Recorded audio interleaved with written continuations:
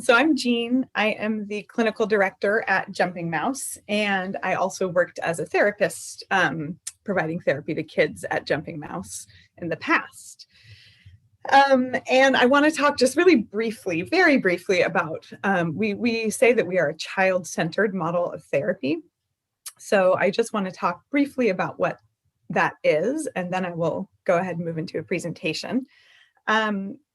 As Bo said, we meet individually with the child each week, and we really try to step into the child's world and let them speak in their own language, which is often the language of play or metaphor. And we follow each child's individual path of healing. Our primary tool that we're using in our therapy with kids is our relationship with them. So it is, it's the attuned, authentic therapeutic relationship with the child that allows them to feel safe to explore and express their inner world to us. And the growth that we really see with these kids is from the inside out. We have a variety of mediums that that kids can use to express themselves. So you can see behind me here, I'm in one of the playrooms, and this is a bunch of figures that kids can put into the sand, into the sand trays, and you'll see some pictures of sand trays today. We also have a dollhouse and dolls and art supplies and games and just a variety of mediums that they can use to express their inner worlds to us. So the kid that I will be presenting on today, I do have permission from the family to share this child's work. For the sake of privacy and confidentiality, I'm not going to be talking about any particular experience that this child had. I will instead be focusing on her work in therapy with me. And I'm also going to be changing around identifying details to protect her privacy. So I also wanted to say that as I tell this child's story, it might sound like I knew exactly what was happening in her play while she was showing it to me, and that is not true. I want to be clear that I will be interpreting in retrospect what she was showing me, and that my interpretation is not fact. So I'm going to be assigning meaning to what she showed me, but in the end, the meaning is really not mine to create. It belongs to her. There will be time for questions. So you might have noticed under your video screen, there was like a chance to sign in to be able to chat, and you can enter some questions there for a Q&A that both myself and Selena, another Jumping Mouse therapist, will be doing at the end of our, after my presentation. And so, yeah, I think that's what I want to say. And then I want to set the intention before I move into the presentation for today. It feels very vulnerable to me, not just because I can't see everybody, but because I'm about to share a very personal story of healing with you. And it's a sacred story, and it's a powerful story. And it was a hard decision for me to share a child's work like this in this context, because it feels like there's a lot at risk. And at the same time, I want to show you what's possible when you follow a child and trust that they can guide their own healing. I think it's a really important thing to witness. So the intention that I would like all of us to hold today is, is that we're going to be sharing this with our hearts. So I'm asking everybody to step in and listen with your heart. And I'm hoping that you'll have the chance to step into the heart of what Jumping Mouse does, so that you can really feel for yourself what children are capable of, and the richness that they each carry, and what can happen for a child when you create a space for them to express their inner world within the safety of like an attuned and therapeutic relationship. So I'm asking everyone who's listening today, to listen with your heart and to hold the sacredness with me of what I will be sharing with you today. And I also want to thank you all for being here and for supporting Jumping Mouse and supporting the kids in our community or whatever community that you are in. Okay.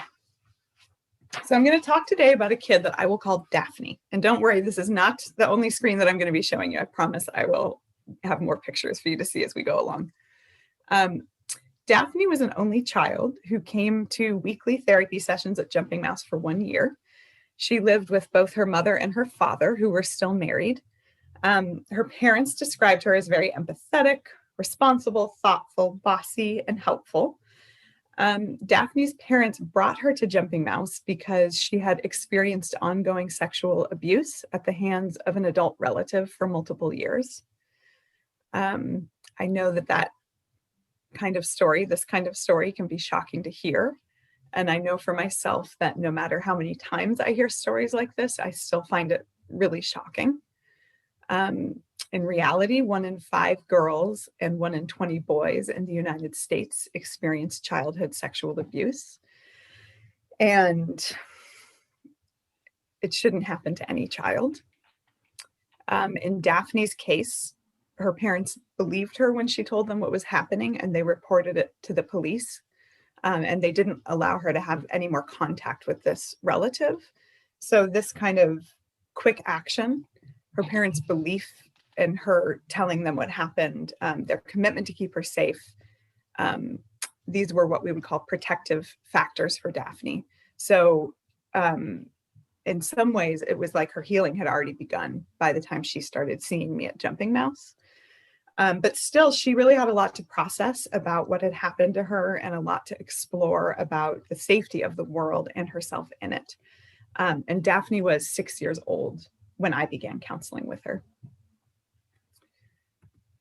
So when Daphne first came to Jumping Mouse, she seemed really rigid in her body, and she did not smile very much. She worked really quietly, hiding objects in the sand. She was very careful not to spill any sand on the ground. She really couldn't tolerate any kind of mess. And you can see here that she started with burying gems. She would often look for my eyes to make sure that I noticed everything that she did. She hid gems and coins and gold coins, treasure and shells. She would bury them very intentionally and then very specifically tell me the way that I was supposed to dig each item up and clean it off. Sometimes I had to dig for them with my hands, other times with a shovel or a seashell. Sometimes I had to dig with my eyes closed.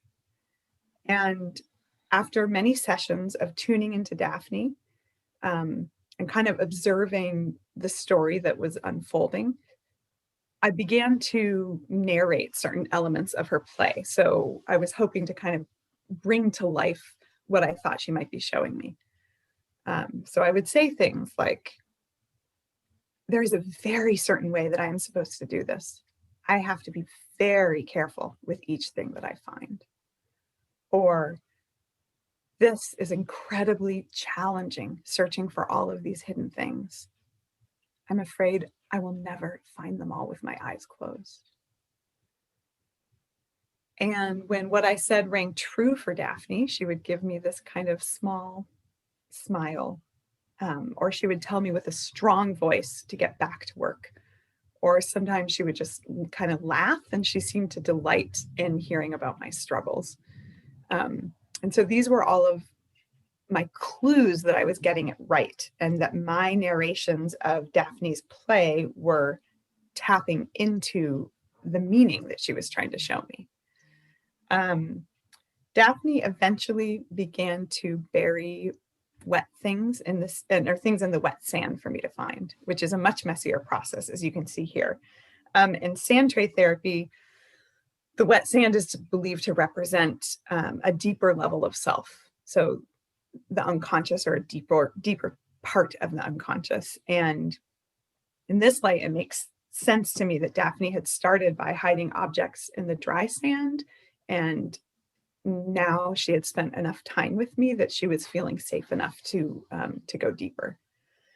So again, I was to gently uncover each item, wash it with water, dust it off with a brush, and dry it. She also had me lay everything that I found out on a towel. And she had me sort them and photograph them. It felt like I was archiving each item and keeping a record of everything that I found. And Daphne would watch me intently and make sure that I followed all of her instructions. Um, it was like she was asking me, what will you do with these very important pieces of me and my story? How will you uncover them? And will you care for them and for me in the way that I need to be cared for? At one point, Daphne added snakes, and this is the only animal that she ever had me uncover. Um, Snakes often show up in sand tray therapy when children have experienced sexual abuse, and they can mean a lot of different things symbolically. They can represent a primordial feeling of fear, protection and harm, the unknown and unseen, among other things. They can also show the way to what is hidden. You can see here the way that I was to clean the treasures and the snakes. And here are all of the tools that I used. So Daphne had me catalog and photograph them. And on the left-hand side, you can see that there's sand there that she had me glue to the piece of paper.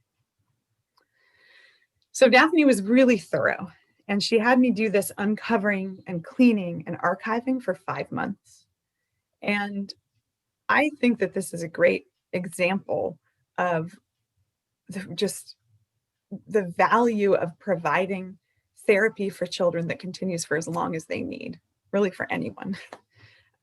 Daphne really needed time with me to build trust and to build her own resilience in herself to go further.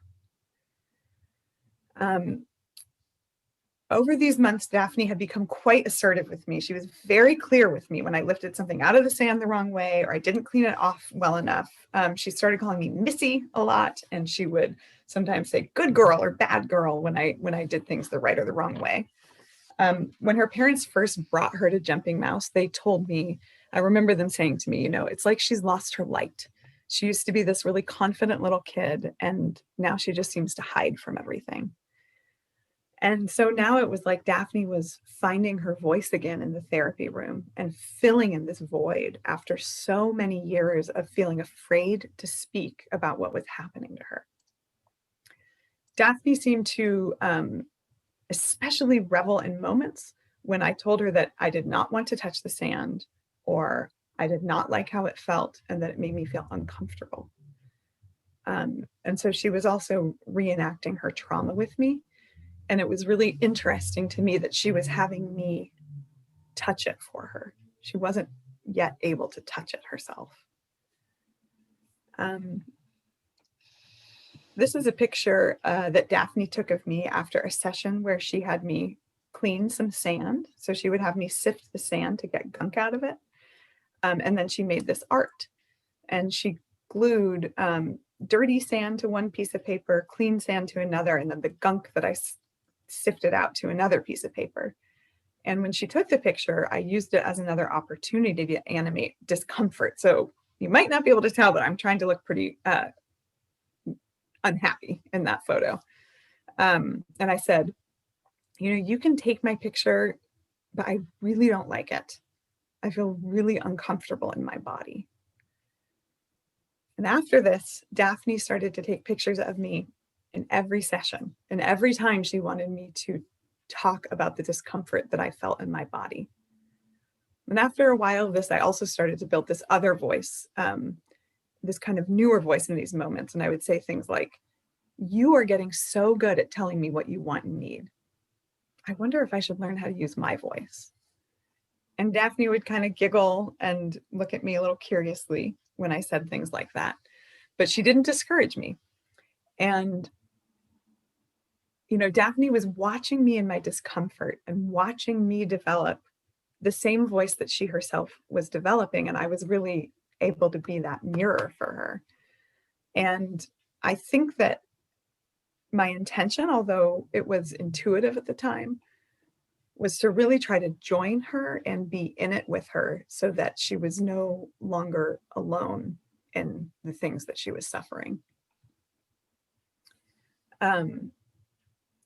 So Daphne became a lot more talkative, more silly. She smiled more over these first 5 months.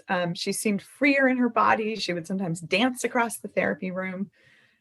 She became less worried about spilling sand or making a mess. She wouldn't want to clean it up right away if she spilled sand. Her mom had reported to me that after missing a session at Jumping Mouse, Daphne had said, "I don't know what's wrong. I just really like going to Jumping Mouse, and I didn't go this morning, and I had a hard day." Daphne had also sat in her mother's lap late one night and cried for a half hour about what had happened to her. So these were all signs that Daphne's therapy was helping to move something through her. I would like to share at this point a profound lesson that I learned from Daphne. So when showing our therapy model, people will often ask why we don't talk directly with children about what happened to them. And well, I could say many things about this, but we don't have time for a thesis. So I am just going to try to be succinct about it. First, I will say that I do always name with a child why they're at Jumping Mouse. I do that to invite it into the room, to let them know they can talk about it if they want to. But beyond that, I really follow what the child is bringing to me, and I don't insist that they talk directly about what happened. And what I can say briefly is that I have learned through seeing many children in this model that they are talking about what happened. And some children will do it with metaphor, using the sand tray figures, or in stories. Some will do it in how they move their bodies. Others will talk more directly in concrete words. And when they can talk on so many levels, the healing that can happen is very holistic. And when you try to push any client too far or too fast, they will tell you. So with Daphne, I had talked about the difference between safe and unsafe touches and about asking trusted adults for help. I felt it was important that I educate her clearly about how to keep herself safe. But Daphne had not talked to me directly about what had happened. And after 5 months of this hiding and cleaning of objects, I decided that Daphne needed to talk. So I prepped her for it. We practiced deep breathing and other calming techniques over multiple sessions so that if she became upset, she could use those techniques to calm down. We read books about body safety. I prepped her and said, we are going to be talking about this directly next session. And on the big day, Daphne brought out a family of rabbits and she put them into the sand. And she said, "This is a mom, a dad, and babies. The babies are buried up to their heads. They are going to suffocate." This was entirely different than anything Daphne did before or after. And in the room, it felt like panic. Then Daphne found these 2 toy guns that we have in our therapy rooms, and she climbed into the sand tray and she began shooting at me repetitively and laughing hysterically while I talked. And she was stuck in her trauma. And the next week, Daphne refused to enter the therapy room. And same with the week after that. And this was a first for me. There was nothing that I could do to convince her back into the room. And I was really at a loss. And then Daphne said to me, "We're going to the art room." And just like that, she circumvented my failed intervention and she got us back on track. When I look back over this work, honestly, I can't believe that I thought that I even questioned whether or not she was showing me what had happened. Now I look back at this work and it's so clear to me. But at the time, I felt this kind of pressure to have her talk directly. And I'm never going to know for sure how that misstep on my part changed the trajectory of Daphne's therapy. We might have made it into the art room anyway, or she might have just continued working in the sand using the symbols that she had been using. And it's also possible that that strong no that Daphne found in herself, no, I will not talk about it, no, I will not go back into the therapy room, was a really critical moment of empowerment for her. But I'm never going to know. And in any case, her work after that really did shift. And I felt really grateful that she and I had a strong enough relationship that it could survive any rupture that my choice might have caused. So in the art room, Daphne first made what she called a map out of art materials that she glued onto a piece of tinfoil. And Daphne said the map had on it all the things that we had done at Jumping Mouse so far. And when she was done, she gave me her little sideways smile and she said, now you're going to have to do something you don't like to do. And she had me close my eyes while she hid the items like the ones on this map all over Jumping Mouse. And I had to find them all down to the very last bead. And I said, this is the hardest challenge yet for finding hidden things. I am glad I have a map. And Daphne said, yes, a map, in case we get lost. So now we had two things. We had trust. After months of burying and discovering and cleaning and archiving, Daphne trusted that I would care for each part of her story and her and the way that she asked me to care for it and at her pace. And we had a map so that we could find our way in case we got lost. Around this time, Daphne's parents were reporting things to me like that she was talking more with them about what had happened to her. And she had told her mom, I like going to Jumping Mouse. It makes my body happy. And that was no small thing for Daphne to say, considering the trauma that she had experienced. Around this time, too, her father said, you know, she doesn't want to play with this boy that lives on our street anymore. And when he asked her why, she said, my body just tells me that I don't want to do it. I don't like him. I don't know why, but my body just tells me that I don't want to be around him. So Daphne was tuning into her body and listening to it and trusting it and asserting her needs. And I think that that is a huge task for any person, let alone for someone who has learned to leave their body and quiet their voice in order to survive trauma. After this map making session, Daphne came in and she filled a garbage bag with paint and flour and vinegar and peanut butter and any other ingredient that she could find in the art room. It was dark gray and she called it goop. And she had me keep the goop in a closet at Jumping Mouse between sessions. And she said, let's leave it there so it will keep rotting. I kind of laugh about this. I just hid it up I didn't really ask anyone about it. I just hid it up in this closet, Jumping Mouse, and week after week, it started to smell so bad. I apologize to anyone else that smelled it.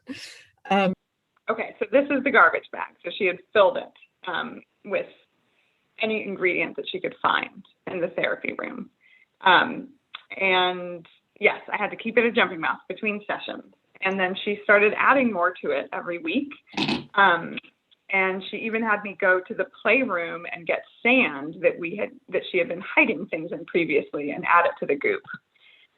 These are some of the ingredients that she added. And she also had me fill balloons and rubber gloves with goop. And after a few weeks, like I said, it started to smell terrible. And Daphne would have me open the bag and she would tell me to smell it and touch it and get my hands dirty. And she would not touch it herself. And again, I would act out what I was feeling. So I would say things like, I really don't want to touch this. And I have to. I feel really gross and uncomfortable inside. And as always, Daphne watched my every reaction. And a few times while I was handling the goop, Daphne said, "It might look gross, but it will end up pretty." And eventually I found myself saying things like, "Touching the goop wasn't as bad as I thought. I think I can do it." And we worked with the goop like this for 2 months until one day Daphne came into the art room with this look on her face that was like, "You will not believe what is about to happen." She walked over to the bag of goop, she opened it up, and she poured it into a baking tray. And she added more ingredients to it, and then she stuck her fingers inside. And she said, "I might as well get my hands dirty since my fingers are dirty." And then she started to strain the goop with her hands, using her hands as a sifter. She began to sift goop. And soon we were side by side, our elbows up to our elbows in goop, and straining it with our hands.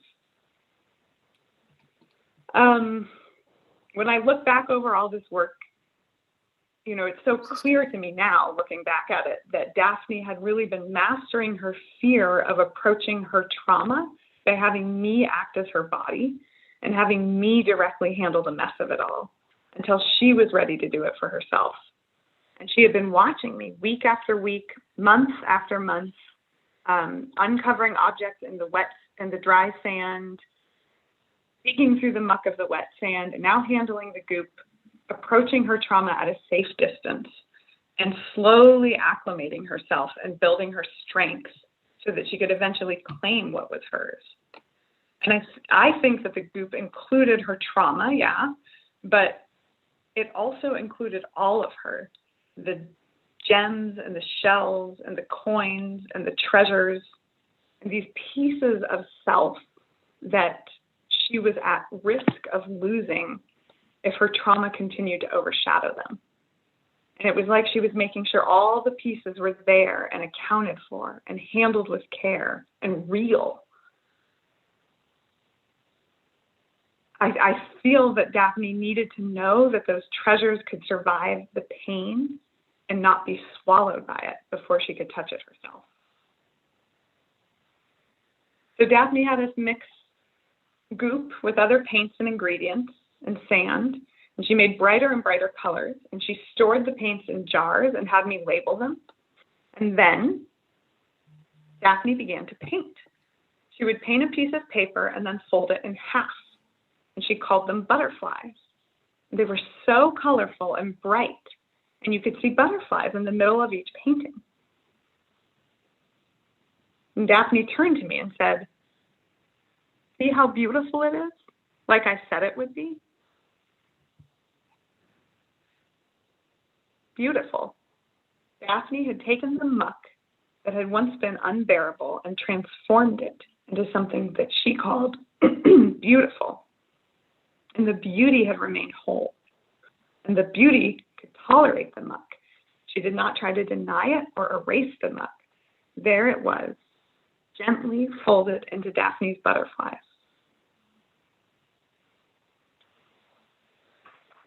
This Daphne felt radiant. And around this time, her family was saying things like, "Thank you, she is doing so much better. She is sleeping on her own again and expressing her feelings. She has her confidence back. She is a kid again." And after the butterflies, Daphne had a few sessions of creating rainbows. She mixed paint and sand and vinegar and baking soda to make cups overflow with rainbow colors onto these pieces of paper. She did all of this work herself, and she told me that I did not have to smell the vinegar anymore. She did not tell me what to do. Sometimes she would rest her head on my shoulder to look at her artwork, and I realized that that was the first time in all of our time together that Daphne had initiated any kind of touch with me, and she was reaching for comfort. And she seemed free to leave the room messy. At the end of her sessions, she would swing on the banister in the hallways and kind of whistle little tunes to and from the therapy room. So a much freer child than the child that I had met, 11 months prior. Shortly after the rainbows, Daphne took these pictures that led from the therapy room in to the art room and then back out of Jumping Mouse. And she called it mapping. And she asked me to print all of the pictures and make them into a book for her. And she said I could add them to the journal. And I said, what journal? And she said, the journal is one of our projects, one with pictures of what we've done so I can show my family. And so when I looked at this map that led through the therapy room to the art room and out of Jumping Mouse, and I heard that she wanted to show her family some of what we had done, I realized that she was ready to close her therapy, and that she was ready to take this transformed experience of herself out into the world. And Daphne was very clear with me which things she wanted to show her family and what ones she wanted to keep private. And she and I worked together to create this cover for her journal, More Rainbows. And you can see in this other picture of it that there was sand, and she also had added goop mixed in with the paint that went onto the journal, and then specific photos that just a few photos of her work that we put into that book. And while making this journal together, Daphne said, this is the last work that we have to do. And she also had a final art assignment for me to make with the goop, which you can see here, and I was to keep it. And she also told me how to destroy the goop once we were done. So I had to put it into a tripled plastic garbage bag. Then I had to open it up, touch all of it, smell all of it, rebag it, and throw it into the garbage. At her request, Daphne came back to Jumping Mouse for a meeting with me and her mom a few months after her therapy ended. And she sat on the floor while her mom and I looked one more time through her journal. And I asked Daphne how she was doing. And she said, I'm fine. I know I'll be safe now. I asked her, how do you know that? And she said, I have a tiny cage inside my head with bad thoughts and feelings. It's locked. It would take a long time to draw it. It has a lot of rainbow colors. The bright colors are there to destroy the bad thoughts. There are lots of cages of all sizes with locks, a master key, and a hidden passage for getting them open. The cages are barred so I can see what's inside. Sometimes I unlock them to see what's inside, and then I lock them again.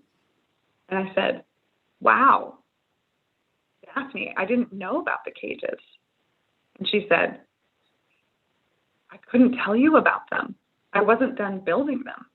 I was very busy building them with you.